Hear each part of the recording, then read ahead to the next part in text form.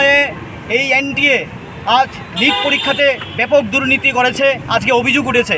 আমরা এআইডিএসও সর্বভারতীয় কমিটির পক্ষ থেকে শুরু থেকেই আমরা আন্দোলন করেছি এবং গণ ইমেল করেছি।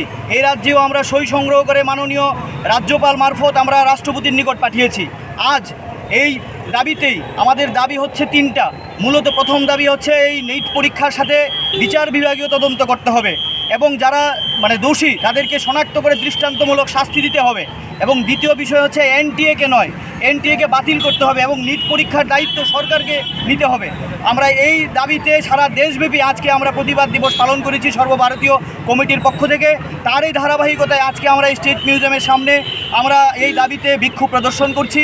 আমরা লক্ষ্য করছি যে এই যে ব্যাপক দুর্নীতি হয়েছে, 720-এর মধ্যে 720 পেয়েছে এবছর 67 জন ছাত্র, এটা ভাবা যায় না। এবং 718, 719ও পেয়েছে, এটা তো অসম্ভব।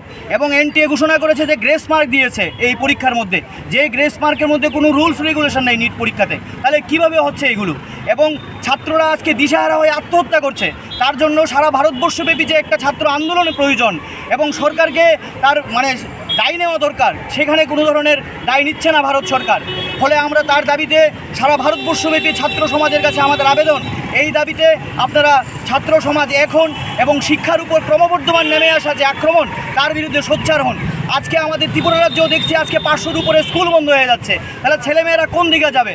এই যে একের পর এক শিক্ষার উপর আক্রমণ, বিদ্যাজ্যোতি স্কুল প্রকল্প চালু হচ্ছে, সরকারি শিক্ষা ব্যবস্থা ধ্বংস হয়ে যাচ্ছে, স্কুল কলেজে ক্লাস হচ্ছে না। এবং আজকে আমরা তাও দেখছি পত্রিকাতে যে ছাত্ররা শিক্ষকের দাবিতে আন্দোলনে নামছে, সেখানেও শাসক দল থেকে বাধা হচ্ছে। তাহলে এই যে ছাত্র সমাজের পক্ষে কে আন্দোলনে নামবে? আমরা এআইডিএসের পক্ষ থেকে আমরা মনে করছি যে এই